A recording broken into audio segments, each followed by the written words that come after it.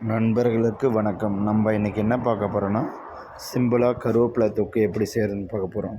ஒரு 10 கொத்து கருவேப்பிலை எடுத்து நல்லா வாஷ் பண்ணி ஒரு டப்பாவில் வச்சுக்கிட்டு, ஒரு 5-6 பல் பூண்டு, ஒரு காரத்துக்கு தகுந்த மாதிரி ஒரு 4-5 காஞ்ச மிளகாய், கொஞ்சமாக புளி, இது எல்லாத்தையும் சேர்த்து நம்ம மிக்சியில் கொஞ்சமாக தண்ணி விட்டு நைஸாக பேஸ்ட்டு போல் அரைச்சிக்கிறோம்.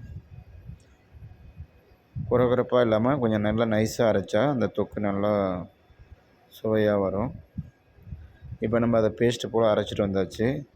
இப்போ ஒரு பேனை வச்சு பேன் சூடானதுக்கப்புறம் நமக்கு தேவையான அளவு நல்லெண்ணெயோ அல்லது கடலை எண்ணெய், கோல்டு எண்ணெய் எது வேணாலும் எடுத்துக்கலாம், நம்மளுடைய விருப்பம்தான்.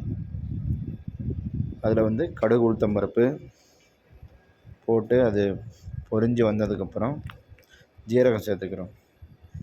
ஜீரகம் சேர்த்து நம்ம அரைச்சி வச்சுருக்க பேஸ்ட்டை அதில் எல்லாத்தையும் சேர்த்து கிளறணும். நல்லா அது சுண்டி ஒரு தொக்கு பார்த்து வர வரைக்கும் அதை நல்லா சுண்ட வைக்கணும். இப்போ பார்த்திங்கன்னா கருவேப்பிலை நல்லா தொக்கு ரேஞ்சில் வந்தாச்சு. இப்போ நம்ம இதை ஸ்டோர் பண்ணி வச்சுக்கலாம். சூடான சாதத்துக்கு சாப்பிடலாம். நம்ம இந்த தொக்கு பார்த்திங்கன்னா சூடான சாதத்துக்கு போட்டு சாப்பிட்றதுக்கு ரொம்ப ஈஸியாக இருக்கும். செய்கிறதும் ஈஸியாக செய்யலாம்.